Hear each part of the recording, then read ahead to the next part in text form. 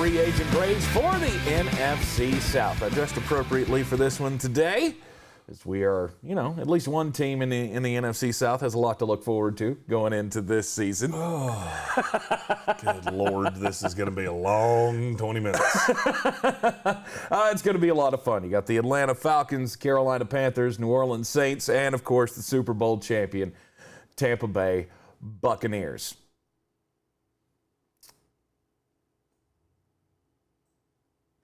Let's start off with the Atlanta Falcons. The Falcons lose Alex Mack. They lose Keanu, Neal.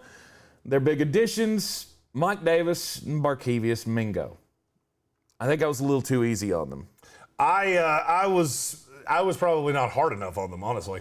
I like Mike Davis, and I think he'll get a lot of touches in this Atlanta system. Here's my problem. You're rolling in this perpetual system of just blick. Mm-hmm.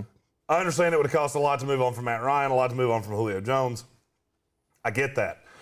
You've brought in Arthur Smith, who I really like. He was one of my favorite coaching hires of this offseason. Mm-hmm. And you've given him the same thing that's been 6-10, 7-9, 8-8, just ugh. I mean, they did get to a Super Bowl under Mike Shanahan, or Kyle Shanahan. It wasn't under Kyle Shanahan. He was the offensive coordinator. It was under Dan Quinn. I give Kyle the credit for that one. Because Dan Quinn sucks. Yeah. Well, I mean, I think this team will improve solely because you don't have Dan Quinn calling shots anymore. Mm-hmm. That being said, I do feel like you lost. I mean, I'll be honest with you. Matt Hennessy, the guy that's going to replace Alex Mack, he was one of my favorite centers in the class last year, kid out of Temple. Mm-hmm. I like the tape on him. I actually think their line is in better shape than a lot of other people do. I keep hearing people say they're going to take Penei Sewell at 4, and no, they're not. They're going to take a non-quarterback. His name is Kyle Pitts. A big, freakish Terminator that would work quite nicely with Mr. Smith. I haven't understood the Penei Sewell rumor to them either because they've got a lot of draft capital already wrapped up into this offensive line. They got 3 first-rounders on the line already. 2 of them which they drafted just 2 years ago. So I don't really see them going the offensive line route. I feel like they could, anything other than a wide receiver is pretty much on the board for the Atlanta Falcons for me. Kyle Pitts is basically a wide receiver, but I don't know that you can, if you're not sold on one of the quarterbacks, you can't pass up Kyle Pitts. Because you're not going to take one of the wide receivers. You're not taking Pat Surtain, who I've heard.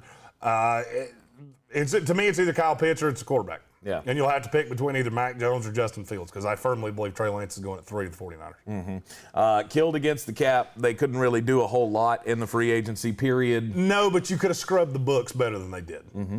And if we've learned anything this year, the salary cap really doesn't matter. Yep. And you could have had I would have been happier with the Falcons offseason if they were $40 million dead cap. Excuse me. Sorry. Like the Eagles did. Mm-hmm. And you go into next offseason, you know this year's going to be not good. See, I think Atlanta's too good for their own good. I think with Matt Ryan and Julio Jones, this is a team that's never going to stop being 6-10, 7-9, 8-8, 9-7-ish. I don't think you're a threat to win a game in the playoffs, but I can see you making the playoffs. Mm-hmm. I'm higher on this team than most people are. I just think you pushed off the rebuild for a year, and I get it. Salary cap didn't really allow you to do much, but you could have done more than you did. I agree. I gave them a C- just because they didn't have a lot to work with, and I do like Mike Davis. I think Mike Davis showed that he can be a starter in this league, and having him go to the Atlanta Falcons at least makes the Carolina-Atlanta rivalry a little bit better.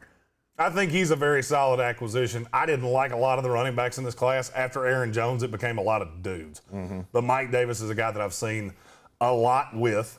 He has some injury issues, so I don't think he's going to be the bell cow by any stretch of the imagination. But he will be better than what they got out of Todd Gurley last year.